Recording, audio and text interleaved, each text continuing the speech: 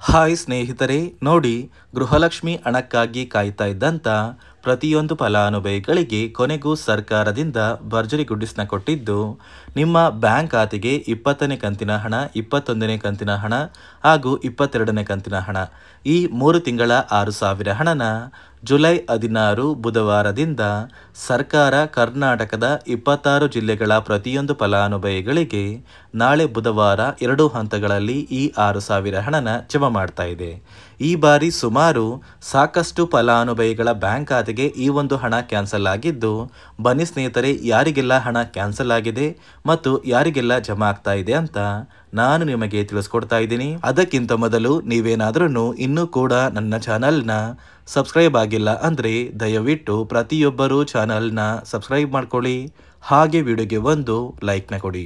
ಹೌದು ಸ್ನೇಹಿತರೆ, ಗೃಹಲಕ್ಷ್ಮಿ ಯೋಜನೆಯ ಪ್ರತಿಯೊಂದು ಫಲಾನುಭವಿಗಳಿಗೆ ಸರ್ಕಾರದಿಂದ ಭರ್ಜರಿ ಗುಡ್ಡಿಸ್ನ ಕೊಟ್ಟಿದ್ದು, ಈಗಾಗಲೇ ಹಣಕಾಸು ಇಲಾಖೆಯಿಂದ 3 ತಿಂಗಳ 6,000 ಹಣ ಅಂದರೆ 20ನೇ ಕಂತಿನ ಹಣ, 21ನೇ ಕಂತಿನ ಹಣ ಹಾಗೂ 22ನೇ ಕಂತಿನ ಹಣ, ಈ 3 ತಿಂಗಳ 6,000 ಹಣನ ಜಮಾ ಮಾಡಿದ್ದು, ಪ್ರತಿಯೊಂದು ಫಲಾನುಭವಿಗಳಿಗೆ ಜುಲೈ 16 ಬುಧವಾರದಿಂದ ಸರ್ಕಾರ ಈ 6,000 ಹಣನ ನಿಮ್ಮ ಬ್ಯಾಂಕ್ ಖಾತೆಗೆ ಜಮಾ ಮಾಡ್ತಾ ಇದೆ.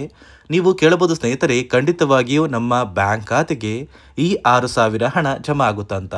ಹೌದು ವೀಕ್ಷಕರೇ, ಈ ಜುಲೈ ತಿಂಗಳಲ್ಲಿ ಖಂಡಿತವಾಗಿಯೂ ಪ್ರತಿಯೊಂದು ಫಲಾನುಭವಿಗಳು ನಿಮ್ಮ ಬ್ಯಾಂಕ್ ಖಾತೆಗೆ ಈ 3 ತಿಂಗಳ 6,000 ಹಣನ ಪಡ್ಕೋತೀರಾ. ನೋಡಿ, ಮುಂದೆ ಬರುವಂತಹ ಒಂದು ಆಗಸ್ಟ್ ತಿಂಗಳಿಗೆ ಗೃಹಲಕ್ಷ್ಮಿ ಯೋಜನೆ ಜಾರಿಗೆ ಬಂದು 2 ವರ್ಷ ಮುಕ್ತಾಯವಾಗುತ್ತೆ. ಈ 2 ವರ್ಷ ಬರುವಷ್ಟರಲ್ಲಿ ಈ ಜುಲೈ ತಿಂಗಳಲ್ಲಿ ಪ್ರತಿಯೊಂದು ಫಲಾನುಭವಿಗಳಿಗೆ ಗೃಹಲಕ್ಷ್ಮಿ ಯೋಜನೆಯ ಒಟ್ಟು 22 ಅಥವಾ 23 ಕಂತಿನ ಹಣನ ನಿಮ್ಮ ಬ್ಯಾಂಕ್ ಖಾತೆಗೆ ಜಮಾ ಮಾಡಬೇಕು ಅಂತ ಹಣಕಾಸು ಇಲಾಖೆ ನಿರ್ಧಾರ ಮಾಡಿದ್ದು, ಜುಲೈ 16 ಬುಧವಾರದಿಂದ 26 ಜಿಲ್ಲೆಗಳಿಗೆ 2 ಹಂತಗಳಲ್ಲಿ ಗೃಹಲಕ್ಷ್ಮಿ ಯೋಜನೆಯ ಹಣನ ಸರ್ಕಾರ ಜಮಾ ಮಾಡ್ತಾ ಇದೆ. ಅದೇ ರೀತಿ ಈ ಬಾರಿ ಗೃಹಲಕ್ಷ್ಮಿ ಯೋಜನೆಯ ಹಣ ಸುಮಾರು 1 ಲಕ್ಷಕ್ಕಿಂತ ಅಧಿಕ ಫಲಾನುಭವಿಗಳಿಗೆ ಸರ್ಕಾರ ಜಮಾ ಮಾಡ್ತಾ ಇಲ್ಲ. ಈ ಒಂದು ಫಲಾನುಭವಿಗಳಿಗೆ ಸರ್ಕಾರ ಹಣನ ಕ್ಯಾನ್ಸಲ್ ಮಾಡಿದ್ದು, ಯಾವ ಕಾರಣಕ್ಕೆ ಹಣ ಜಮಾ ಆಗ್ತಾ ಇಲ್ಲ ಅಂದರೆ, ನಿಮ್ಮ ಬ್ಯಾಂಕ್ ಖಾತೆಗೆ 6,000 ಹಣ ಜಮಾ ಮಾಡಬೇಕು ಅಂದರೆ ಸರ್ಕಾರ ಪ್ರತಿಯೊಂದು ಫಲಾನುಭವಿಗಳ ಒಂದು ದಾಖಲಾತಿಗಳನ್ನ ಹೊಸ 5 ನಿಯಮಗಳ ಆಧಾರದ ಮೇಲೆ ಚೆಕ್ ಮಾಡಿ, ನೀವು ಆ 5 ನಿಯಮಗಳನ್ನ ಪಾಲಿಸಿದರೆ ಮಾತ್ರ ನಿಮ್ಮ ಬ್ಯಾಂಕ್ ಖಾತೆಗೆ 6,000 ಹಣ ಜಮಾ ಆಗೋದು. ಇದೇ ಒಂದು ಕಾರಣಕ್ಕೆ ಸುಮಾರು 1 ಲಕ್ಷಕ್ಕಿಂತ ಅಧಿಕ ಫಲಾನುಭವಿಗಳಿಗೆ ಗೃಹಲಕ್ಷ್ಮಿ ಯೋಜನೆಯ ಹಣ ಕ್ಯಾನ್ಸಲ್ ಆಗಿದೆ.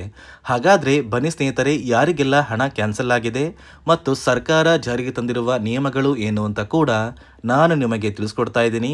ಅದಕ್ಕಿಂತ ಮೊದಲು ನಾಳೆ ಬುಧವಾರ ಜುಲೈ 16ರಂದು ಕರ್ನಾಟಕದ ಯಾವ 26 ಜಿಲ್ಲೆಗಳಿಗೆ ಸರ್ಕಾರ 2 ಹಂತಗಳಲ್ಲಿ 6,000 ಹಣನ ಜಮಾ ಮಾಡ್ತಾ ಇದೆ ಅಂದ್ರೆ, ಮೊದಲ ಹಂತದಲ್ಲಿ ಯಾವ ಜಿಲ್ಲೆಗಳಿಗೆ ಹಣ ಜಮಾ ಆಗಲಿದೆ ಅಂದ್ರೆ, ಬಾಗಲಕೋಟೆ, ಬೆಂಗಳೂರು ನಗರ, ಬೆಂಗಳೂರು ಗ್ರಾಮಾಂತರ, ಬೆಳಗಾವಿ, ಬಳ್ಳಾರಿ, ಬೀದರ್, ವಿಜಯನಗರ, ಚಾಮರಾಜನಗರ, ಚಿಕ್ಕಬಳ್ಳಾಪುರ, ಚಿತ್ರದುರ್ಗ, ದಕ್ಷಿಣ ಕನ್ನಡ, ದಾವಣಗೆರೆ, ಧಾರವಾಡ ಮತ್ತು ಗದಗ, ಈ ಜಿಲ್ಲೆಗಳ ಪ್ರತಿಯೊಂದು ಫಲಾನುಭವಿಗಳಿಗೆ ಸರ್ಕಾರ ಮೊದಲ ಹಂತದಲ್ಲಿ ಗೃಹಲಕ್ಷ್ಮಿ ಯೋಜನೆಯ 3 ತಿಂಗಳ 6,000 ಹಣನ ಜಮಾ ಮಾಡ್ತಾ ಇದೆ. ಅದೇ ರೀತಿ ಎರಡನೆಯ ಹಂತದಲ್ಲಿ ಕಲಬುರಗಿ, ಹಾಸನ, ಹಾವೇರಿ, ಕೊಡಗು, ಕೋಲಾರ, ಕೊಪ್ಪಳ, ಮಂಡ್ಯ, ಮೈಸೂರು, ರಾಯಚೂರು, ರಾಮನಗರ, ಶಿವಮೊಗ್ಗ, ತುಮಕೂರು, ಉಡುಪಿ, ಉತ್ತರ ಕನ್ನಡ, ಯಾದಗಿರಿ ಮತ್ತು ಬಿಜಾಪುರ, ಈ ಜಿಲ್ಲೆಗಳ ಪ್ರತಿಯೊಂದು ಫಲಾನುಭವಿಗಳಿಗೆ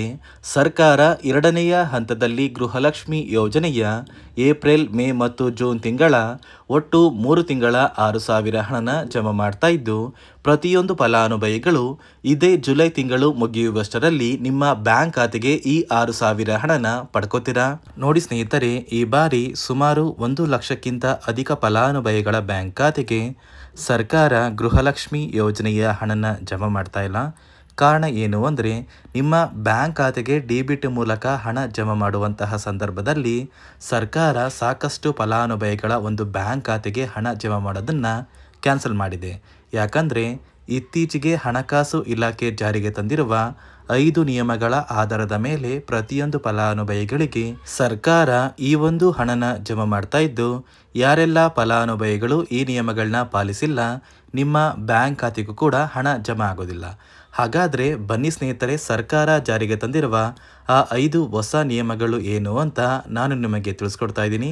ನೋಡಿ ಸ್ನೇಹಿತರೆ, ಮೊದಲನೆಯ ಒಂದು ನಿಯಮ ಬಂದು ಸಾಕಷ್ಟು ಫಲಾನುಭವಿಗಳು ಹೊಂದಿರುವಂತಹ ಒಂದು ರೇಷನ್ ಕಾರ್ಡ್ ಏನಿದೆ, ಆ ಒಂದು ರೇಷನ್ ಕಾರ್ಡ್ನ ಮನೆಯ ಸದಸ್ಯರ ಪ್ರತಿಯೊಬ್ಬರ ಒಂದು ಆಧಾರ್ ಕಾರ್ಡ್ನ ನಿಮ್ಮ ರೇಷನ್ ಕಾರ್ಡ್ಗೆ ಕಡ್ಡಾಯವಾಗಿ ಲಿಂಕ್ ಮಾಡಿಸ್ಬೇಕು. ಅಂದರೆ ಈ ಒಂದು ಲಿಂಕ್ ಮಾಡಿಸುವಂತಹ ಒಂದು ಪ್ರೊಸೀಜರ್ಗೆ ಸರ್ಕಾರ KYC ಅಂತ ಕರೀತಾರೆ. ನಿಮ್ಮ ರೇಷನ್ ಕಾರ್ಡ್ಗೆ ಇನ್ನೂ ಸಹ KYC ಆಗಿಲ್ಲ ಅಂದರೆ ನಿಮ್ಮ ಬ್ಯಾಂಕ್ ಖಾತೆಗೆ ಸರ್ಕಾರ ಮುಂದಿನ ದಿನಗಳಲ್ಲಿ ಗೃಹಲಕ್ಷ್ಮಿ ಯೋಜನೆಯ ಹಣನ ಕ್ಯಾನ್ಸಲ್ ಮಾಡುತ್ತೆ. ಅದೇ ರೀತಿ ಎರಡನೆಯ ಒಂದು ನಿಯಮ ಬಂದು ಸಾಕಷ್ಟು ಫಲಾನುಭವಿಗಳು ಕಳೆದ 3 ತಿಂಗಳಿಂದ ಸರ್ಕಾರದಿಂದ ಬರ್ತಾ ಇರುವಂತಹ ಒಂದು ರೇಷನ್ ಏನಿದೆ, ಅಂದರೆ ಉಚಿತ ಅಕ್ಕಿ ಏನಿದೆ, ಈ ಒಂದು ರೇಷನ್ನ ಪಡ್ಕೋತಾ ಇಲ್ಲ. ಒಂದು ವೇಳೆ ಕಳೆದ 3 ತಿಂಗಳಿಂದ ನೀವು ರೇಷನ್ನ ಪಡ್ಕೊಂಡಿಲ್ಲ ಅಂದರೆ ಸರ್ಕಾರ ನಿಮ್ಮ ಬಳಿ ಇರುವಂತಹ ಒಂದು ರೇಷನ್ ಕಾರ್ಡ್ನ ಕ್ಯಾನ್ಸಲ್ ಮಾಡುತ್ತೆ. ನಿಮ್ಮ ರೇಷನ್ ಕಾರ್ಡ್ನ ಸರ್ಕಾರ ಕ್ಯಾನ್ಸಲ್ ಮಾಡಿದರೆ ನಿಮ್ಮ ಬ್ಯಾಂಕ್ ಖಾತೆಗೆ ಗೃಹಲಕ್ಷ್ಮಿ ಯೋಜನೆಯ ಹಣ ಇರ್ಬೋದು ಮತ್ತು ಸರ್ಕಾರದಿಂದ ಬರುವಂತಹ ಒಂದು ಸೌಲಭ್ಯಗಳನ್ನ ನೀವು ಕಳ್ಕೋಬೇಕಾಗುತ್ತೆ. ಅದೇ ರೀತಿ ಮೂರನೆಯ ಒಂದು ನಿಯಮ ಬಂದು ನೋಡಿ ಸ್ನೇಹಿತರೆ, ನಿಮ್ಮ ಬಳಿ ಇರುವಂತಹ ಒಂದು ಆಧಾರ್ ಕಾರ್ಡ್ ಏನಿದೆ, ಆ ಒಂದು ಆಧಾರ್ ಕಾರ್ಡ್ನ ಕಳೆದ 15 ವರ್ಷಗಳಲ್ಲಿ ನೀವು ಯಾವುದೇ ರೀತಿಯ ಒಂದು ತಿದ್ದುಪಡಿನ ಮಾಡಿಸಿಲ್ಲ ಅಂದರೆ ನಿಮ್ಮ ಬ್ಯಾಂಕ್ ಖಾತೆಗೆ ಸರ್ಕಾರ ಗೃಹಲಕ್ಷ್ಮಿ ಯೋಜನೆಯ ಹಣನ ಕ್ಯಾನ್ಸಲ್ ಮಾಡುತ್ತೆ. ಯಾಕಂದರೆ ಸರ್ಕಾರದಿಂದ ಬಂದಿರುವಂತಹ ಒಂದು ಆದೇಶದ ಪ್ರಕಾರ ಪ್ರತಿಯೊಂದು ಫಲಾನುಭವಿಗಳು ಕಳೆದ 15 ವರ್ಷಗಳಲ್ಲಿ ಯಾವುದೇ ರೀತಿಯ ಒಂದು ತಿದ್ದುಪಡಿನ ನಿಮ್ಮ ಆಧಾರ್ ಕಾರ್ಡ್ಗೆ ನೀವು ಮಾಡಿಸಿಲ್ಲ ಅಂದರೆ ಕಡ್ಡಾಯವಾಗಿ ಆದಷ್ಟು ಬೇಗ ನಿಮ್ಮ ಆಧಾರ್ ಕಾರ್ಡ್ಗೆ ತಿದ್ದುಪಡಿನ ಮಾಡಿಸಿ. ಅದೇ ರೀತಿ ನಾಲ್ಕನೆಯ ಒಂದು ನಿಯಮ ಬಂದು ನಿಮ್ಮ ಕುಟುಂಬದ ಒಂದು ವಾರ್ಷಿಕ ಆದಾಯ 7 ಲಕ್ಷಕ್ಕಿಂತ ಕಡಿಮೆ ಇರಬೇಕು. ಒಂದು ವೇಳೆ ನಿಮ್ಮ ಕುಟುಂಬದ ವಾರ್ಷಿಕ ಆದಾಯ 7 ಲಕ್ಷಕ್ಕಿಂತ ಜಾಸ್ತಿ ಇದ್ದರೆ ನಿಮ್ಮ ಬ್ಯಾಂಕ್ ಖಾತೆಗೆ ಸರ್ಕಾರ ಗೃಹಲಕ್ಷ್ಮಿ ಯೋಜನೆಯ ಹಣನ ಕ್ಯಾನ್ಸಲ್ ಮಾಡುತ್ತೆ. ಅದೇ ರೀತಿ ಐದನೆಯ ಒಂದು ನಿಯಮ ಬಂದು ನಿಮ್ಮ ಕುಟುಂಬದ ಸದಸ್ಯರು ಅಥವಾ ಗೃಹಲಕ್ಷ್ಮಿ ಯೋಜನೆಯ ಫಲಾನುಭವಿಗಳು ಯಾರು ಕೂಡ ಸರ್ಕಾರಿ ನೌಕರರಾಗಿ ಕಾರ್ಯನಿರ್ವಹಿಸ್ತಾ ಇರಬಾರ್ದು. ಒಂದು ವೇಳೆ ನಿಮ್ಮ ಕುಟುಂಬದಲ್ಲಿ ಯಾರೇ ಆಗಿದ್ರೂ ಸರ್ಕಾರಿ ನೌಕರರಾಗಿ ಕಾರ್ಯನಿರ್ವಹಿಸ್ತಾ ಇದ್ದರೆ ನಿಮ್ಮ ಬ್ಯಾಂಕ್ ಖಾತೆಗೆ ಗೃಹಲಕ್ಷ್ಮಿ ಯೋಜನೆಯ ಹಣ ಕ್ಯಾನ್ಸಲ್ ಆಗುತ್ತೆ. ಈ 5 ನಿಯಮಗಳ ಆಧಾರದ ಮೇಲೆ ಪ್ರತಿಯೊಂದು ಫಲಾನುಭವಿಗಳಿಗೆ ಸರ್ಕಾರ ಹಣ ಜಮಾ ಮಾಡ್ತಾ ಇದೆ.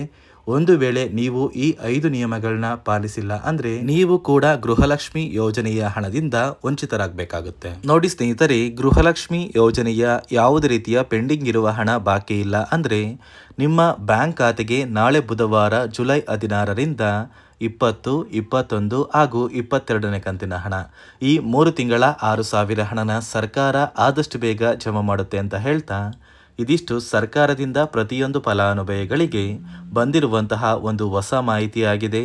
ನಾನು ಕೊಟ್ಟಿರುವಂತಹ ಮಾಹಿತಿ ನಿಮಗೆ ಇಷ್ಟ ಆಗಿದ್ದಲ್ಲಿ ದಯವಿಟ್ಟು ಪ್ರತಿಯೊಬ್ಬರು ನನ್ನ ಚಾನಲ್ನ ಸಬ್ಸ್ಕ್ರೈಬ್ ಮಾಡ್ಕೊಳ್ಳಿ, ಹಾಗೆ ವಿಡಿಯೋಗೆ ಒಂದು ಲೈಕ್ನ ಕೊಡಿ.